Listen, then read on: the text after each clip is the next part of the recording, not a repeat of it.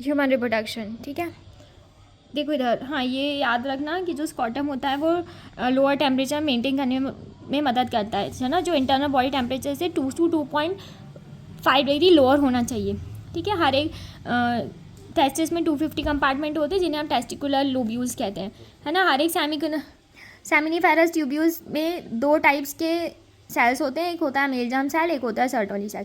Mail germ cell meiotic division करके sperm का formation करते हैं, सर्टोली सेल्स न्यूट्रिशन प्रोवाइड करते हैं। ठीक है, लेडिक सेल्स क्या करते हैं, टेस्टिकुलर हार्मोन को सीक्रेट और सिंथेसाइज करते हैं जिन्हें हम एंड्रोजन कहते हैं। ठीक है, और उसके बाद ये जो लास्ट एंड ऑफ होता है पेनिस, उस पर लूज एक स्किन का कवर होता है जिसे हम फॉर स्किन कहते हैं। Male accessory glands seminal vesicle prostate और बल्बो यूरेथ्रा ग्लैंड से मिलकर बनती है, ये ना याद रखना वन वर्ड के लिए। उसके बाद जो फिम्बरे होते हैं वो ओव्यूलेशन के बाद ओवम को कलेक्ट करने में मदद करता है ये। ठीक है, हाँ ये इसका स्ट्रक्चर बहुत अच्छे से कर लेना, फीमेल और मेल रिप्रोडक्टिव का है ना, या तो हो सकता है लेबलिंग के लिए भी आ सकता है। उसके बाद 3 लेयर होती हैं यूट्रस में, पेरीमेट्रियम, मायोमेट्रियम, एंडोमेट्रियम। ठीक है, क्लोटिस एक फिंगर लाइक स्ट्रक्चर होता है जो 2 लेबियम मैनेजर के जंक्शन के ऊपर प्रेजेंट होता है। उसके बाद ग्लैंडुलर टिश्यू हर एक ब्रेस्ट में 50-20 मेमोरी लोब्स में डिवाइड होते हैं जिनको हम एल्वोलाई कहते हैं, जिसमें मिल्क सीक्रेट होता है। ठीक है, इधर जो सेकेंडरी स्पर्मेटोसाइट है वो मियोटिक डिवीजन करके 4 हैप्लॉइड स्पर्मेटेड बनाते हैं। जो स्पर्मेटेड होते हैं वो स्पर्म्स में ट्रांसफॉर्म होते हैं स्पर्मियोजेनेसिस की मदद से। सर्टोरी सेल्स जो होते हैं वो रिलीज़ होते हैं सेमिनिफेरस ट्यूब्यूल्स के, जिसे हम स्पर्मिएशन कहते हैं, है ना। गोनाडोट्रोपिक हार्मोन एक हाइपोथैलेमिक हार्मोन है।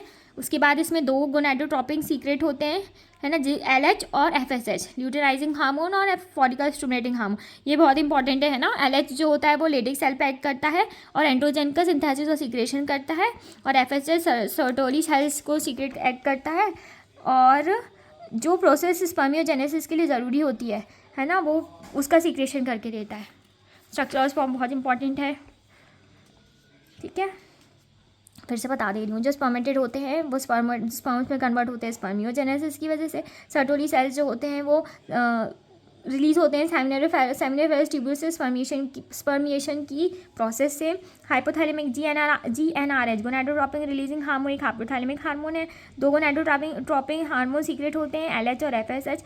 LH लेडिक सेल पे एक्ट करके एंड्रोजन का सीक्रेशन करता है, और FSH सर्टोरी पे एक्ट करके स्पर्मियोजेनेसिस की हेल्प करता है। ये तो पूरा तुम लोग उसमें कर लोगे, बस ये वाला याद रखना कि एक्रोसोम में एंजाइम होता है जो ओवम के फर्टिलाइजेशन के काम आता है।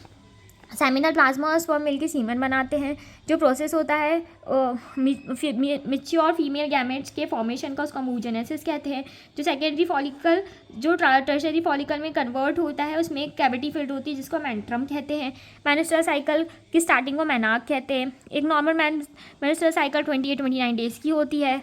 उसके बाद जो स्टॉप होता है 50 ईयर्स की एज में, उसको हम मेनोपॉज कहते हैं। जो फ्यूजन होता है स्पर्म का ओवम के साथ, उसको हम फर्टिलाइजेशन कहते हैं। जो माइटोटिक डिवीजन स्टार्ट होता है जाइगोट्स में, है ना, और 2, 4, 8, 6 डॉटर सेल्स बनाता है, उसको हम ब्लास्टोमर कहते हैं। ठीक है, जो ब्लास्टोमर यूट्रस के वॉल में एंडोमेट्रियम के वॉल में एम्बेडेड होता है उसको हम इम्प्लांटेशन कहते हैं, इसकी वजह से प्रेगनेंसी होती है। ठीक है, प्लेसेंटा क्या करता है, ऑक्सीजन न्यूट्रिशन को एम्ब्रियो तक पहुँचाता है। प्लेसेंटा एक एंडोक्राइन टिश्यू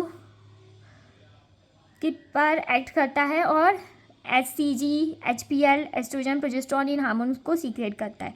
ठीक है, लेटर एक हार्मोन बनाता है रिलैक्सिन, जो बाद के फेज में बनती है, जो डिलीवरी में मदद करती है ना। उसके बाद जो डिलीवरी होती है प्रेगनेंसी के बाद, है ना, जो एक्सपर्शन या डिलीवरी होती है फीटस की, उसे हम पार्चुरेशन कहते हैं, है ना। जो मिल्क प्रोड्यूस होता है at the end of the pregnancy, तो उसको हम लैक्टेशन कहते हैं, और जो मिल्क बनता है उसको हम कोलेस्ट्रम कहते हैं।